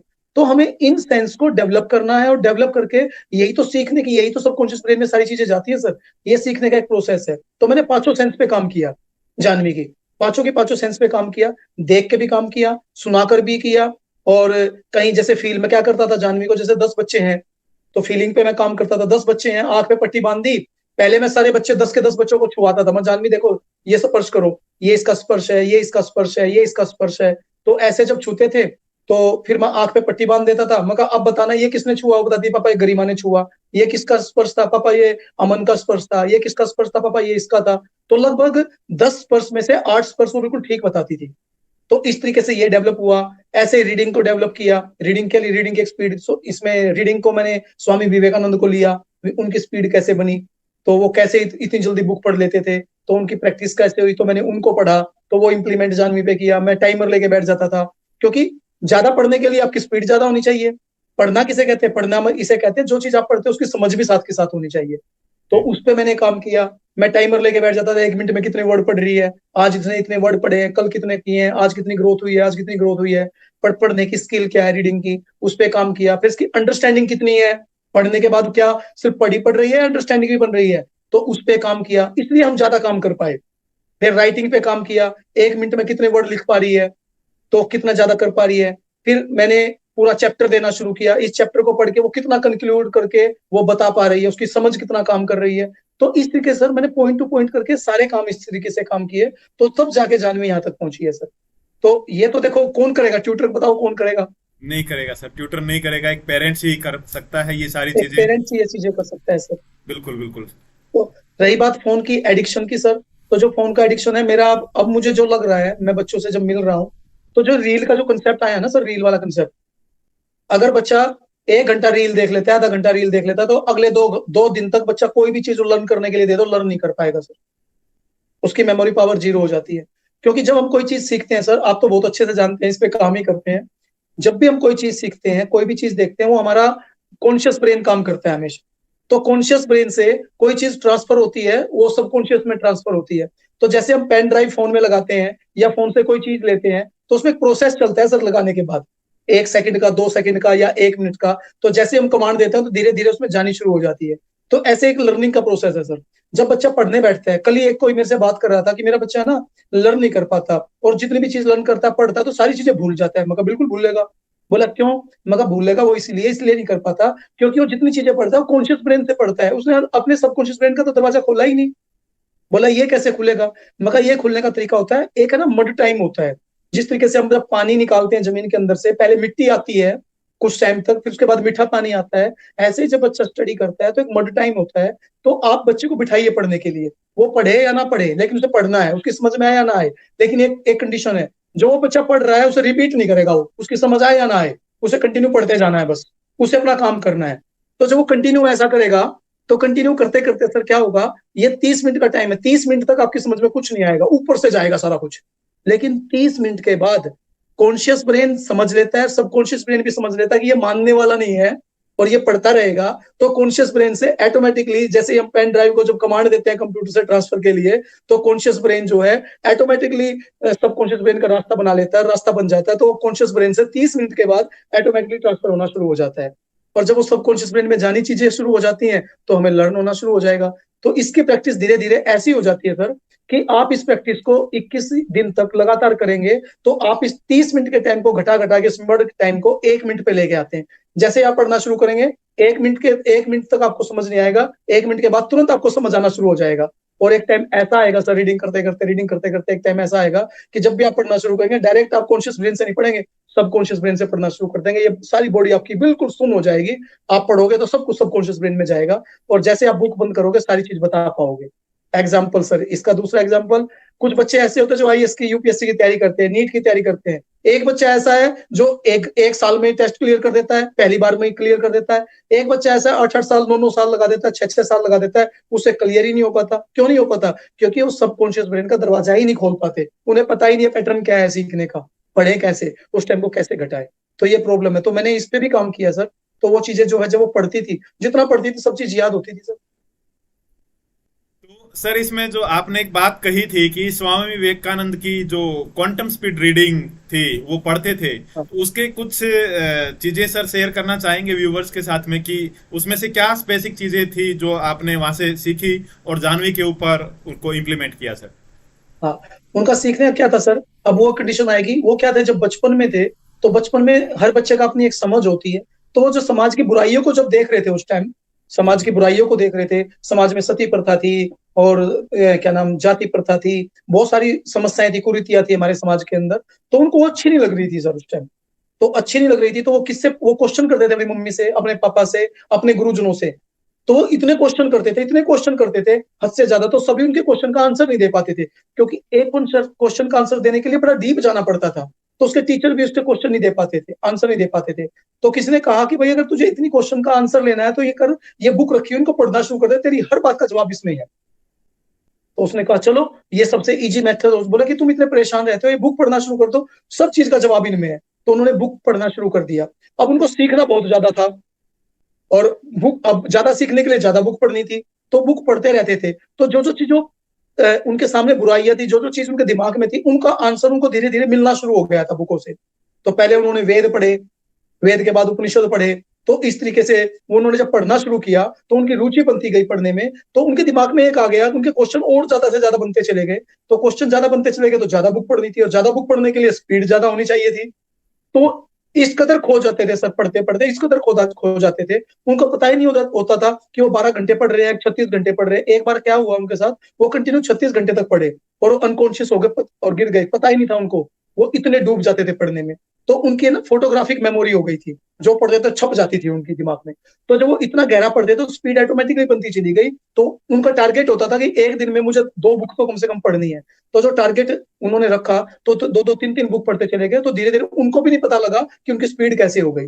तो यही प्रोसेस मैंने जानवी पे किया कि बेटा एक बुक है, ये बुक तेरे को कंप्लीट करनी है आज ही, एक दिन में इतने पेज की बुक है, इतनी कंप्लीट करनी है। तो उसे नहीं पता था कि इतने पेज है, पापा कर पाऊंगे कि पाऊंगे, वो करती थी।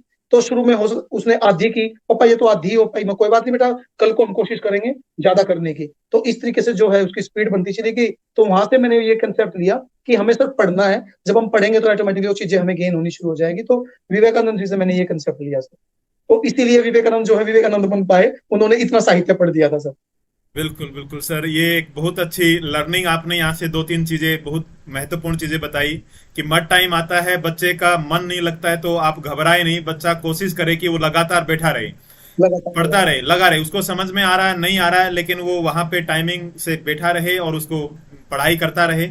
अगर वो करता रहेगा तो धीरे धीरे वो चीजें जो ना सबकॉन्शियस कॉन्शियस दोनों माइंड उसके समझ जाएंगे कि ये जिद्दी है, मानने वाला नहीं, इसका काम करना ही पड़ेगा। जैसे बच्चा बहुत ज्यादा जिद करता है कि मेरे को ये चीज चाहिए ही चाहिए, हम कुछ टाइम तक उसको इग्नोर करते हैं, 1 दिन 2 दिन 4 दिन, लेकिन वो बच्चा जब लगातार हमारे पीछे पड़ा रहता है, चाहे उसकी गलत भी जिद है चिप्स कुरकुरे खाने की, तो भी हमारे को पूरी करनी पड़ती है, क्योंकि बच्चा 7 दिन से लगातार मान ही नहीं रहा। तो उसी प्रकार से जब हमारा सबकॉन्शियस माइंड इस प्रकार से उसको एहसास हो जाएगा कि ये बच्चा जिद्दी है और ये नहीं मानने वाला है, तो उसके कमिटमेंट के ऊपर उसके सबकॉन्शियस का दरवाजा खुल जाएगा और वहां पे वो चीजें जाएंगी सर। तो बहुत अच्छी। उसके बाद में आपने कि एक ये क्यूरियोसिटी यहाँ पे जगा दी है सभी व्यूअर्स के मन में, सभी स्टूडेंट्स के मन में, कि भाई सारा ज्ञान, सारी नॉलेज किताबों के अंदर पहले से मौजूद है, आपको अगर उसको निकालना है तो पढ़ना पड़ेगा। और यही चीज मैंने सर देखा, एलन मस्क लगातार पढ़ रहे हैं, वॉरेन बफेट आज भी लगातार पढ़ाई कर रहे हैं अपने जीवन के अंदर। आज वो इस मुकाम पे अगर पहुंचे हैं तो कहीं ना कहीं लगातार वो लर्निंग कर रहे हैं और उन किताबों से वो चीजें उनके पास में आ रही हैं, वो सीख रहे हैं, उनको एक्सपेरिमेंट कर रहे हैं, उन चीजों को सीख रहे हैं। तो अभी अगर हमें पढ़ना क्यों, ये हमारा वाई क्लियर हो गया है। कल एक IITian लड़का हमारे साथ में था, उन्होंने बोला कि सर अगर वाई हमारा क्लियर हो जाता है तो चीजें हो जाती हैं क्लियर। कि मैं माइनस के अंदर नेगेटिव मार्किंग थी तो मैं माइनस में गया था जब पहले IIT का एग्जाम मैंने दिया। फिर मेरा जब वाई क्लियर था कि मेरे को नहीं जाना तो इसी फील्ड में और यही चीजें करनी है, कलाम साहब की तरह साइंटिस्ट बनना है मेरे को, आगे जाकर देश के लिए कुछ बड़ा करना है, तो वो वाई जब मेरा क्लियर था तो मैं लगा और मैंने स्ट्रेटेजी को अप्लाई किया। तो मेरा जो हिंदुस्तान की टॉप IIT के अंदर एडमिशन हुआ, मैं पास आउट हुआ। तो ये बिल्कुल सही आपने बोला कि आज हमें पढ़ना क्यों है, पढ़ना इसलिए कि सारा ज्ञान, सारी नॉलेज उन किताबों के अंदर है। तो सर आप जानवी को बताते नहीं थी कि ये काम करना, और ये बात आपने थोड़ी देर पहले बोली, वो बिल्कुल सही भी है कि अगर हम बच्चे को बोलेंगे कि आपने ये काम करना है, जैसे आज के इंटरव्यू की मैं बात करता हूं तो मैंने शॉर्ट्स बना के कई जगह पे मेरे ग्रुप्स वगैरह में दोस्तों को, फ्रेंड्स को मैंने डाली, जो काफी दिनों से इंतजार कर रहे थे कि हमें जानवी के पापा से बात करनी है, कैसे जानवी को बनाया है, कैसे जानवी से बात करनी है, जानवी इस मुकाम पे कैसे पहुंची है, हमें उनकी पर्सनल काउंसलिंग भी हम लेने के लिए तैयार हैं, उनके कोर्सेज भी परचेज करने के लिए तैयार हैं, आप कैसे भी बात करके बात करवाओ।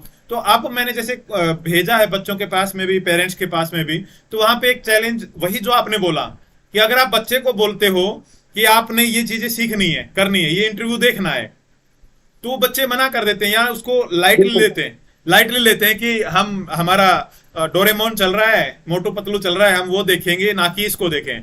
तो इस केस में सर आप क्या सुजेस्ट करेंगे कि बच्चे को किस तरीके से मोटिवेट किया जाए कि जो ये इंटरव्यू चल रहा है, बच्चे उस इंटरव्यू के लिए बाद में भी ये रिकॉर्डिंग रहेगी हमारी, कि बाद में भी अगर पेरेंट्स बच्चे को दिखाना चाहे तो यहीं से बहुत कुछ बच्चे को भी सीखने को मिलेगा, पेरेंट्स को भी मिलेगा। तो हम पेरेंट्स को और बच्चों को कैसे मोटिवेट करें कि वो देखने के लिए 1 घंटा निकाले और वो मोटिवेट हो जाए, वो खुद से इसको देख ले। सर मुझे तो ऐसा लगता है सर, हमें टाइम निकालने की जरूरत ही नहीं है सर। हम जब खाना खा रहे हैं, बच्चा बैठा है, किसी भी, मेरा तो एक मानना है कि मैंने दिगंतर में एक चीज सीखी थी, बच्चे के सामने सिर्फ क्यों लगाना है, क्यूरियोसिटी बढ़ानी है, बच्चे से पूछना ही नहीं है। बच्चों के सामने ऐसे क्वेश्चन देने हैं बच्चे को, बच्चे से उसका जवाब नहीं लेना, क्वेश्चन देके छोड़ देना है उसको। जैसे गली में सफाई की बात चल रही है तो हमने बात करी, यार गली में आज सफाई नहीं है, पता नहीं क्यों नहीं है, मुझे लगता है सफाई होनी ही नहीं चाहिए। तो बच्चा कहेगा क्यों नहीं होनी चाहिए, सफाई तो पापा जरूरी होती है, क्यों जरूरी है? तो हमें इस तरह की बातें इस तरह से करनी है कि बच्चे को ना पता लगे कि हम उसको सिखाने की कोशिश कर रहे हैं। हमें क्वेश्चन इस तरीके से बनाने, हम सिखा नहीं रहे हैं हम, क्योंकि बच्चे को ऑलरेडी पता है सर सारी चीजें। और जब बच्चा वो क्यों सब पूछे, क्यों नहीं करनी चाहिए, क्योंकि है ना, जब भी हम बच्चे को टारगेट देंगे, बच्चे को काम देंगे, तो बच्चा तो उस चीज से भागेगा।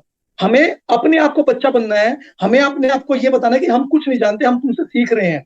जैसे कि मैं जानवी से कहता था, मगर पता नहीं ये है ना जो अर्जुन था, महाभारत जब हम देख रहे थे, अर्जुन पता नहीं क्यों रात को भी प्रैक्टिस करता रहता है, समझ नहीं आती क्यों प्रैक्टिस करता है। ये जब द्रोणाचार्य से सभी शिक्षा ले रहे हैं तो सारे तो रात को सोते हैं, ये रात को प्रैक्टिस करता है, पता नहीं क्यों करता है, इसे करनी नहीं चाहिए, इसे भी तो सोना चाहिए।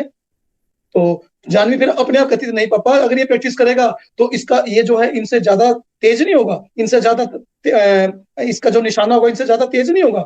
मैं ये तो बात बिल्कुल बेटा ठीक कह रहे हो, इससे ज्यादा तेज तो होंगे। तो फिर मगर जो बच्चे पढ़ते हैं जानवी बेटा, तो वो स्कूल में पढ़ते हैं, अगर वो बच्चे घर पे आके एक्स्ट्रा पढ़े तो मुझे लगता है कि फिर वो बच्चे स्कूल वाले बच्चों से ज्यादा इंटेलिजेंट होने चाहिए। बोली हाँ ये तो है वाह बात, तो ठीक है। वैसे हमें पढ़ना नहीं चाहिए, हमारे पास टाइम तो होता ही नहीं बेटा पढ़ने के लिए, स्कूल का इतना काम हो जाता है, क्या करेंगे हम, छोड़ो ना, स्कूल का ही काम बहुत हो जाता है, हमें क्या रखा है इंटेलिजेंट बनने में। तो छोड़ दी वहीं पे बात, क्वेश्चन लगा के छोड़ दो बस वहीं पे। फिर जैसे स्कूल में प्रेयर में फिर उसके जीके के क्वेश्चन उठे, टीचर जीके के क्वेश्चन पूछते थे, पापा जीके का ये क्वेश्चन आया, जीके का ये क्वेश्चन आया, और कुछ बच्चे बता पाए, कुछ नहीं बता पाए। ओ मगर कुछ बता पाए बेटा? हाँ पापा कुछ बच्चों ने तो बताया। इसका मतलब फिर उन बच्चों को जब स्कूल का सिलेबस नहीं था तो उन बच्चों ने कैसे कर ली वो चीजें? तो पापा या तो उसके मम्मी पापा ने बताया है, उन्होंने कहीं से देखा है, तो इसका मतलब एक्स्ट्रा वर्क वो बच्चे करते हैं, इसीलिए आप उनको क्या कहते हो, इंटेलिजेंट। तो इसका मतलब हमें बुक से हटके कुछ काम करना चाहिए। तो पापा ये तो मुझे भी करना है, मैं चलिए फिर मैं देखता हूँ कुछ ना कुछ आपके लिए। तो अब बच्चा थोड़ा सर्च करेगा, जब बच्चे की खुद की रुचि हुई, मैंने लाके उसको दे दिया, मगर बेटा ये चीज हमें कर लेनी चाहिए, देखो ये ठीक है क्या? तो बच्चे ने वो चीज पढ़ी, उसने भी जाके फिर प्रेयर में क्वेश्चन किए जीके के, तो वो सबसे यूनिक क्वेश्चन थे, तो बच्चे को बड़ा प्राउड फील हुआ, पापा आज तो मेरा नंबर बन गए, मुझे टॉफी मिली, चॉकलेट मिली। तो इस तरीके से हमें ये चीजें लगा के क्वेश्चन मार्क लगा के छोड़ना होता है सर। ये नहीं बताना कि आपको करना है, ये सब तो करना ही नहीं है, तो कंडीशन होगी ना सर, कंडीशन तो देनी ही नहीं हमें बच्चे को, कंडीशन तो हमें अपने आप पे इम्प्लीमेंट करनी है, बच्चे पे इम्प्लीमेंट नहीं करनी। ओके सर, नहीं बहुत अच्छी लर्निंग जो आपने बताई कि अगर हम बच्चे को बोलेंगे कि आप 1 घंटा ये पढ़ाई करें, आप तो मेरे को करेगा ये ही बच्चा, करके दिखाएं, आप अपने गोल को लिख के दिखाएं मेरे को, आप अपना डेली गोल लिखें, बच्चा लिखेगा ही नहीं। सही बात है लिखेगा ही सर, नहीं आप सर बच्चा। लिखेगा ही नहीं। आप बच्चे को बोलिए कि आप मेरे को इस 5 घंटे पढ़ाई करेंगे, 1 घंटा टीवी देखेंगे, 1 घंटा खेलने के लिए जाएंगे, 1 घंटा योगा करेंगे, बच्चा करेगा ही नहीं, करता ही नहीं है सर, करेगा ही नहीं सर। करेगा ही नहीं। तो ये जो टेक्निक आपने बताई है, तो वो जो ट्रेनिंग आपकी राजस्थान में रही सर, उसने बहुत हाँ महत्वपूर्ण योगदान दिया। यानी कि अगर हम जीवन में कई अच्छी ट्रेनिंग लेते हैं, अच्छी चीजें हमारे को सीखने को मिलती है, तो वो लॉन्ग लाइफ हमारी जीवन में काम आती है, ना सिर्फ हमारे लिए, हमारे बच्चों के लिए भी, और पूरे समाज के लिए भी, पूरे देश के लिए भी वो चीजें काम आती हैं सर। तो सर एक चीज और भी आज, है सर, हाँ सर, एक चीज और भी है, जब आप बच्चों के साथ इस तरह से काम करते हो ना सर, आप भी तो खुद सीखते हो सर। बिल्कुल बिल्कुल सर। मैं आज भी सीख रहा हूँ सर, मैं भी काम करता हूँ, किसके लिए पढ़ रहा हूँ? मेरा कहीं काम थोड़ा है, मैं अपने बच्चों के लिए काम कर रहा हूँ। आज भी पढ़ता हूँ मैं, जानवी से ज्यादा पढ़ता हूँ आज भी मैं, जानवी से ज्यादा, जानवी को फिर पढ़ पढ़ के या कोई अच्छी वीडियो सुनता हूँ तो जानवी को भेजता हूँ, मगर ये तेरे को देखनी है, ये तेरे को पढ़नी है। तो आज भी तो काम कर रहे हैं, हम भी तो सीख रहे हैं ना सर फिर। अगर बिल्कुल आज आप मेरे से बात कर रहे हो, अगर मैंने उस तरीके से काम किया होता तो आज मैं आपके साथ बात थोड़ा कर पाता सर। जी जी जी। तो मैं भी तो कुछ सीख रहा हूँ ना सर, तो हम भी तो कुछ सीखते हैं, तो हमारी भी तरक्की होती है, हमारा भी विस्तार होता है, हम भी बेहतर कर पाते हैं सर, चाहे हम किसी भी फील्ड में हो। जी जी जी सर। तो सर एक इस मंच के माध्यम से मैं आपसे रिक्वेस्ट चाह रहा हूं, और पर्सनली भी किया है, कि सर अगर आप इस तरह का प्रॉपर एक कोर्स डिजाइन कर दें, क्योंकि आज हिंदुस्तान के अंदर पेरेंटिंग की बहुत जबरदस्त जरूरत है, और आज जो पेरेंटिंग कोच हैं वो ऐसे पेरेंटिंग कोच हैं कि उनके बच्चे हो सकता है सिगरेट पी रहे हो, ड्रिंक कर रहे हो, जी ठीक है, उनका प्रैक्टिकल अपने लाइफ में इंप्लीमेंट नहीं है, हो सकता है दूसरों की लाइफ में इंप्लीमेंट किया उन्होंने, चमत्कार किए हो दूसरों के जीवन में, लेकिन खुद के जीवन के अंदर खुद के बच्चों के साथ में ऐसा नहीं कर पाए हैं वो भी। लेकिन नॉलेज है, वो नॉलेज को स्प्रेड कर रहे हैं, बांट रहे हैं। जो प्रैक्टिकल चीज आपने बताई कि बच्चा करता कैसा चाहता, तो वो भी है कि भाई मेरे बच्चे भी ये चीजें सीखें, लेकिन आपने एक बात बोली कि जब आप बच्चों को बोलोगे कि सीखें, वो नहीं सीखेंगे, उसके लिए वो नहीं तरीका सर। दूसरा है, उसके लिए तरीका दूसरा अपनाना पड़ेगा। जो क्वेश्चन मार्क आपने बताए, कुछ एग्जांपल्स आपने बताए, 2-3 स्टोरी आपने यहाँ पे शेयर किया कि जब इस प्रकार से हम काम करेंगे तब बच्चे जो ना खुद से वो चीजें सीखेंगे। अर्जुन की स्टोरी आपने बताई, उसके बाद में बच्चों की कहानी आपने जाह्नवी को सुनाई, तो उसके क्वेश्चन मार्क लगा के जब चीजें बच्चे के पास में छोड़ी तो वो जाह्नवी सीख पाई। अगर आप भी बाकी पेरेंटिंग कोच की तरह अगर ये बोलते कि सुबह उठ के माँ बाप के चरण स्पर्श करने चाहिए, 2 घंटे पढ़ना चाहिए, 1 घंटा खेलना चाहिए, ये ऐसा भोजन करना चाहिए, आपको ये चाहिए चाहिए ऐसा करना चाहिए, तो वो बच्चा जो ना नहीं कर पाता, वो अडोप्ट ही नहीं कर पाता। उसको एक तो पहली बात ऐसा लगता कि मेरे ऊपर जो ना कोई प्रेशर डाला जा रहा है पापा के थ्रू, वो प्रेशर फील करता है, और उस प्रेशर को लगा के हमारा कॉन्शियस और सबकॉन्शियस रिस्ट्रिक्ट कर देता है कि जो भी चीजें उसके अनकंफर्टेबल लगती है वो अपने दोनों हाथ हटा देता है, नहीं मेरे को इस जगह पे जाना ही है, अनकंफर्टेबल मेरे को फील करवा रहे हैं। बट जब बच्चे को चैलेंज दिया जाता है, ये चीजें मैंने सर एक किताब पढ़ी थी, उसके अंदर दिया गया था कि एक टीचर ने अपने बच्चों को ऐसे ऐसे चैलेंज देना शुरू किया कि देखते हैं कि आप इसको सोल्व कर सकते हैं क्या। तो बच्चों ने जब खुद से उन चीजों को, चैलेंज को स्वीकार किया, तो उन्होंने अच्छा परफॉर्म किया, और जबकि टीचर भी उस चीज को नहीं कर पा रहे थे। जब बच्चा चैलेंज लेता है तो चैलेंज के अंदर उसके अंदर का पोटेंशियल जो ना निकल के बाहर आता है, और वो अच्छे तरीके से फोकस होके अपना काम समझ के कि अभी तो मेरे को करके दिखाना है, देखता हूं मेरा एरिया है, मेरे को ऐसा बोला गया कि मेरे को करना है कैसे भी करके। तो मैं ये चाह रहा हूं सर कि आप एक स्पेशल प्रॉपर पेरेंटिंग का एक कोर्स तैयार करें। हिंदुस्तान को बहुत जबरदस्त तरीके से जरूरत है, ना हिंदुस्तान को नहीं पूरे विश्व की इसकी जरूरत है। और आपके पास में नॉलेज है, प्रैक्टिकल स्किल्स हैं और आपने उसको प्रैक्टिकली जिया है, तो आने वाले टाइम में नहीं, इस टाइम के अंदर भी बहुत ज्यादा जरूरत है हिंदुस्तान को कि ऐसा कोई कोर्स जो ना लॉन्च करें सर आप, कि बाकी पेरेंट्स को भी फायदा हो सके, बाकी बच्चों को भी फायदा हो सके। क्योंकि आज हमारा देश सबसे युवा देश के अंदर आता है, लेकिन आज जो समस्याएं आ रही हैं काउंसलिंग के अंदर हम देखते हैं डे बाय डे, बच्चों के अंदर मोबाइल की आदतें बढ़ती जा रही हैं, बच्चों के अंदर टीवी की आदतें, स्मोकिंग ड्रिंकिंग की आदतें, बच्चों के अंदर हम देखते हैं कि ऑर्डर डिसोबे करते हैं, पिताजी को बड़े रूखे स्वभाव से ऐसे से वर्ड बोल देते हैं, पिताजी का मन करता है कि जीवन को त्याग दें, जीने का मन ही नहीं करता उनका। तो ये सारी चीजें हमारे समाज में बढ़ती जा रही हैं और आपने इन चीजों को प्रैक्टिकल अपने जीवन के अंदर करके देखा है सर, बच्चों के ऊपर इंप्लीमेंट किया है। तो अगर एक प्रॉपर कोर्स आप बनाएं तो पूरे देश का नहीं पूरे विश्व का भला हो सकता है सर। जो चीजें नॉलेज आपके पास में है और सृष्टि का एक नियम है, जो चीजें हमारे पास में है अगर वो हम दूसरों के साथ में शेयर करते हैं तो कहीं ना कहीं वो मल्टीप्लाई होके हमारे पास में आती है।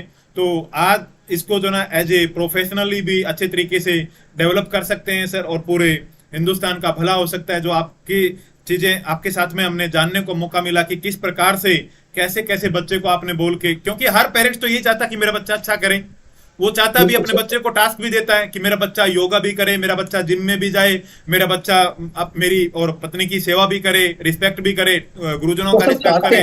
हर कोई चाहते हैं, चाहते हैं ना सर वो, लेकिन उसके लिए काम नहीं करते ना, काम नहीं करते और फिर उनको तरीका भी नहीं पता है ना सर, गलत तरीके से करते हैं। एक्चुअली में सबसे बड़ी चीज क्या है, अगर ये तकनीक आपके पास में नहीं आती, आप लगे रहते बच्चे के ऊपर, ये कर जानवी, आपने करना है जानवी, ये कर जानवी, मैं आपके पास लगा हुआ हूं, तो बच्चे नहीं कर पाती क्योंकि हमारा तरीका जो था वो गलत था। अगर आपने वो सही तरीका इस्तेमाल किया जिससे उस बच्चे ने अपने आप ही सारी चीजें करती गई, उनके अंदर खुद के अंदर ही वो क्यूरियोसिटी जो ना जागती गई। तो सर हम जल्दी ही बिटिया के लिए भी इस मंच के माध्यम से प्रार्थना करते हैं कि वो अपने जीवन में जिस भी मुकाम पे पहुंची है उससे भी कई गुना आगे पहुंचे और आपका नाम पूरे विश्व के अंदर जो ना वो रोशन करें।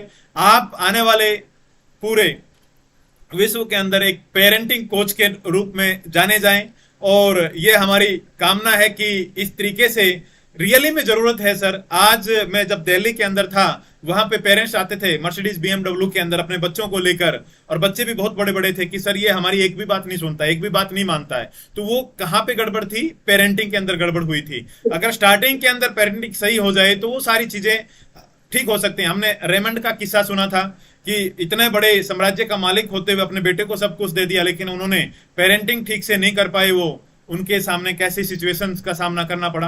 तो आज हर फील्ड के अंदर चाहे वो कोई भी फील्ड है सर, पेरेंटिंग की जरूरत है। 140 करोड़ हिंदुस्तानी है, तो यहाँ पे जितने भी पेरेंट्स हैं उन सभी को इसकी जरूरत है सर। और मेरे युवाओं के अंदर जैसे जानवी को अंदर आपने तराशा कि हर बच्चे के अंदर हीरा छिपा हुआ है, उसको तराशने वाला चाहिए। अगर सही तरीके से उसको तराश दिया जाए तो हमारे सारे बच्चे जो ना डायमंड हैं, हीरा हैं। तो मैं आपसे इस मंच के माध्यम से रिक्वेस्ट कर रहा हूं सर, आपकी छुट्टियां भी चल रही हैं जून की, अभी आप जी। इस काम के ऊपर सर जो ना थोड़ा सा फोकस करें। जो जो प्रैक्टिकल, देखिए आर्टिफिशियल चीजें बहुत सारी बाहर की दुनिया से मिल जाएंगी। इस मंच के माध्यम से मैं बोलना चाह रहा हूं कि बहुत सारे पेरेंटिंग कोच मिल जाएंगे जो आपको बताएंगे, सिखाएंगे। हो सकता है उनके खुद के बच्चे ना हो, वो पेरेंटिंग कोर्स करा रहे हैं, सिखा रहे हैं पेरेंटिंग, वो गलत भी नहीं है, सही है। मैं ये बताता हूं कि जो बातें बोल रहे हैं वो सही है, लेकिन उनके प्रैक्टिकल अनुभव नहीं है, प्रैक्टिकल एक्सपीरियंस उनके पास में नहीं है। जो आपने करके दिखाया है धरातल के ऊपर, वो रियल पूरे विश्व को दिख रही है जानवी कि हाँ भाई इसके ऊपर मेहनत की गई। और वो गुड़िया हर स्टेज के ऊपर जाके बोलती है कि आज मैं जहां पे भी हूं मेरे पापा की वजह से हूं, अगर मेरे पापा मेरे को गाइड नहीं करते, मेरे को सहयोग नहीं करते तो आज काश मैं इस मुकाम पे नहीं पहुंच पाती सर। तो आप जल्दी से सर एक ऐसा कोर्स जो ना पूरे कॉर्पोरेट घरानों के लिए भी, आम व्यक्ति के लिए भी और उनके लिए कोर्स जो ना लॉन्च करें प्रॉपर सीक्वेंस वाइज, ताकि हर एक बच्चा डायमंड बन सके और एक पेरेंट्स और बच्चे का जो माँ बाप का प्यार है वो जिंदगी भर चल सके। जो आज हम समाज के अंदर देख रहे हैं कि रिलेशनशिप अच्छे नहीं है, उसमें सबसे बड़ा रोल पेरेंटिंग का है। अगर एक पिताजी ने अपनी बेटी की पेरेंटिंग अच्छे से कर दिया, वो उस घर में भी सही रहेगी, अगले घर में जहां जाएगी वहां पे भी घर में वो सही रहेगी। अगर एक बेटे की पेरेंटिंग पिताजी ने सही कर दिया, वो किसी भी लड़की को गंदी नजर से नहीं देखेगा, किसी के साथ में भी छेड़खानी नहीं करेगा। तो सबसे बड़ा रोल अगर है तो आज के टाइम पे पेरेंटिंग का है सर। और जहां मेरे देश को, पूरे विश्व को जरूरत है पेरेंटिंग की, आपके पास में वो गुण है, आपके पास में वो गुण है सर, सारे के सारे। तो आज देश को जरूरत है और आप आगे आइए सर इसके ऊपर। चाहे एक काउंसलिंग आपको मिले, चाहे एक पेरेंट्स मिले, मिलना शुरू होंगे सर आपको 100%। आप जब इस मुकाम पे निकलेंगे तो इसको आप आगे बढ़ाइए कि एक जानवी नहीं, ऐसे बहुत सारे बच्चों के अंदर एक यूनिक टैलेंट भरा होता है, छुपा होता है, वो निकल के बाहर आए। और वाटसन मनोवैज्ञानिक की एक बात मेरे को याद आती है कि आप दुनिया के किसी भी बच्चे को मेरे पास में ले आइए, आप उसको जो बनाना चाहेंगे मैं उसको बना सकता हूं। आप उसको डॉक्टर बनाना चाहें, आप उसको इंजीनियर बनाना चाहें, आईएएस आईपीएस बनाना चाहें, आप उसको डाकू बनाना चाहें तो वो भी मैं बना दूंगा। तो वाटसन की ये बात आपने बिल्कुल सही साबित करके दिखाई कि जो आपके मन में था कि इंग्लिश सीखे जानवी, लेकिन वो कैसे सीखे, वो खुद की जरूरत बन के, ना कि आपकी थोपी हुई जरूरत ना पड़े उसके ऊपर, आपका थोपा हुआ ना लगे कि पापा ने मेरे ऊपर थोपी ये चीजें, उसको लगे कि ये मेरी खुद की जरूरत है। वो चीज आपने वहां पे रियलाइज करवाया, एक जबरदस्त साइकोलॉजी का आपने प्रयोग किया है कहीं ना कहीं जाने अनजाने में, और बच्ची को ये लगा कि ये पापा का काम नहीं, ये काम मेरा है, उसको ये रियलाइज हुआ। तो ये बहुत बड़ा काम है सर।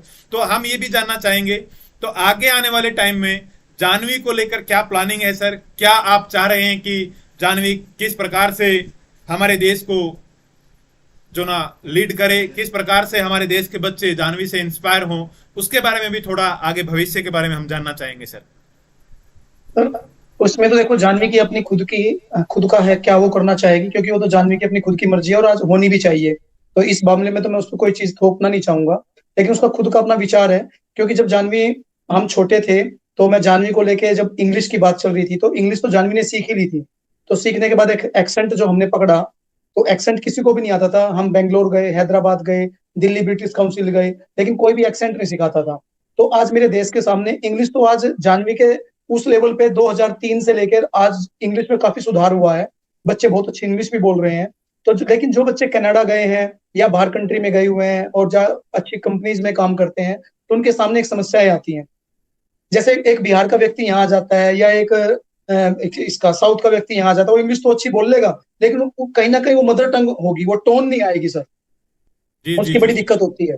तो जब बच्चा बाहर जाता है, पढ़ के आईआईटी करके जाता है, कुछ भी करके जब बच्चा बाहर जाता है, तो इंग्लिश तो उसकी बहुत अच्छी होती है, लेकिन उन लोगों के साथ में जब ग्लोबलाइजेशन हो गया, उन लोगों के साथ में जब इंटरनेशनली बिजनेस करता है, उनके साथ में जब बोलता है, तो अपना एक्सेंट उनके साथ नहीं मिला पाता, उनकी ठीक लैंग्वेज में बोल नहीं पाता, अपनी बात को प्रेजेंट नहीं कर पाता और उनके एक्सेंट को ठीक से समझ नहीं पाता, तो कहीं ना कहीं गैप रहता है।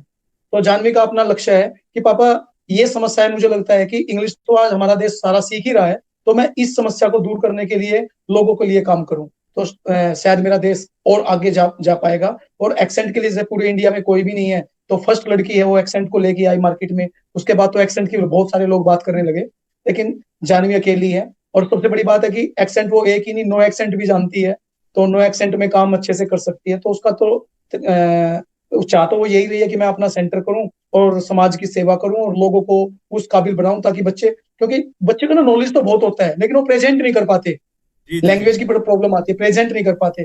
तो प्रेजेंट कैसे करें, तो लैंग्वेज की समस्या ना आए, एक्सेंट की समस्या ना आए। तो शायद मुझे लगता है कि वो इस फील्ड में काम करना चाहेगी। आगे वो क्या करती है उसके बैठ के अभी बातचीत चल ही रही है, अभी वो पढ़ी रही है, तो देखते हैं क्या करती है। तो अच्छी बात सर आपने बताई कि आजकल हमारे देश के अंदर सर फॉरेन का भी बहुत जबरदस्त जो ना रुझान है, लोग लगातार विदेश के अंदर जा रहे हैं, आईलेट्स कर रहे हैं। तो क्या जानवी बच्चों को आईलेट्स के अंदर भी गाइड कर सकती है? अच्छा, एक ये जो तो बिल्कुल सर, आईलेट का तो वो शुरू से ही कर सकती है। आईलेट का तो जब वो 9-10 साल की थी तब वो आईलेट करनी शुरू कर दी थी उसने, तो आईलेट पर तो उसकी अच्छी कमांड है। लेकिन वो आईलेट के साथ साथ वो एक्सेंट सिखाना चाहती है, एक्सेंट में वर्क करेगी ताकि वो बच्चे कहीं मार ना खाएं, ठीक से एस्टेब्लिश हो और किसी भी कंपनी में अच्छे से काम कर सके। बिल्कुल सर, ये कहीं ना कहीं हमारे अंदर एक डर पैदा करती है, एक झिझक पैदा होती है कि जब हमने यहाँ तक भी देखा था कि जो बड़े बड़े कॉर्पोरेट के घराने वाले हैं उनके पास में पैसा है, स्किल है, नॉलेज है, सब चीजें हैं, लेकिन जब इंटरनेशनल लेवल पे अपने बिजनेस को वो प्रेजेंटेशन देते हैं तो वो सारी इंग्लिश टू इंग्लिश होती है। तो वहां पे भी उनको ये डर उनके मन में आता है कि अपने नीचे एम्प्लॉइज को बोल देते हैं कि आप जाके प्रेजेंटेशन दे के आ जाइए। तो ये एक चैलेंज है हिंदुस्तान के अंदर, तो एक्सेंट के ऊपर काम कर रही है। और जिस भी बच्चे को आईएलटीएस करना है, उसके लिए भी मेरे को लग रहा है कि जानवी का कोर्स भी अवेलेबल है, उनकी ऐप भी है जानवी की, जी जी। जानवी पवार के नाम से, और उसके साथ में जानवी का यूट्यूब चैनल भी है जहां पे जानवी ने बहुत सारे वीडियो डाले हुए हैं, जो हमारे व्यूवर्स हैं बहुत कुछ वहां से सीख सकते हैं, जान सकते हैं। और सर भी से हम जानना चाहेंगे कि सर आप अपना कोर्स कब तक जो ना लॉन्च करेंगे, कब तक लेके आ रहे हैं, उसका हम इंतजार करेंगे पूरे देशवासी सर। चलिए बिल्कुल सर, बिल्कुल कोशिश रहेगी मेरी। देखता हूँ किस तरह से इसको एस्टेब्लिश करना है, लेकिन पूरी कोशिश रहेगी सर। देखते हैं, तैयार करेंगे इसको। तो सर बहुत अच्छा लगा, और आपके अंदर एक क्वालिटी मैं जो बार बार बोलता हूं कि आप जिस भी मुकाम पे पहुंचे हैं, लेकिन आज भी आप अपनी धरती से, अपनी सिंप्लिसिटी से बिल्कुल कनेक्टेड हैं। एक बिल्कुल शालीनता आपके अंदर देखने को मिली। जितनी बार भी मैं आपसे मिला, आज चाहे इंटरव्यू हो, उससे पहले की कोई भी बातचीत हो, एक बिल्कुल सिंप्लिसिटी के साथ में आपके पास में मान सम्मान सारी चीजें आ रही हैं, रुतबा पैसा सब आपके पास यूनिवर्स भेज रही है, लेकिन आप धरातल से जुड़े हुए हैं, आपके अंदर दया करुणा भरी हुई है।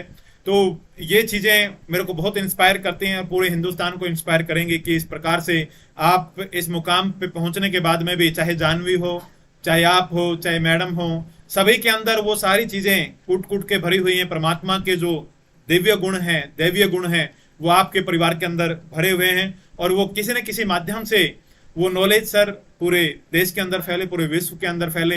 यही इस मंच से हम प्रार्थना करते हैं, और आपका तहे दिल से धन्यवाद करते हैं सर, शुक्रिया अदा करते हैं कि आपने कीमती समय निकाला और हमारे पास में आकर ये अपनी नॉलेज को शेयर किया, जिससे हमारे देश के पेरेंट्स इसको लाभ ले पाएंगे कि हमें सिर्फ पैसा देने से, बच्चे को गाइड इंस्ट्रक्शंस देने से अच्छे स्कूल में पढ़ाने की जरूरत नहीं है। बच्चे को टाइम देना, बच्चे के साथ में बैठना, और जो सर ने आज डिस्कशन किया उनके ऊपर इंप्लीमेंट करना बहुत जरूरी है। नहीं तो आने वाले भविष्य के अंदर हमें लगेगा कि हमारे बच्चे हमारी तरफ क्यों नहीं देख रहे हैं, हमारे बच्चे क्यों नहीं, क्योंकि आज हमने उनको इग्नोर किया है।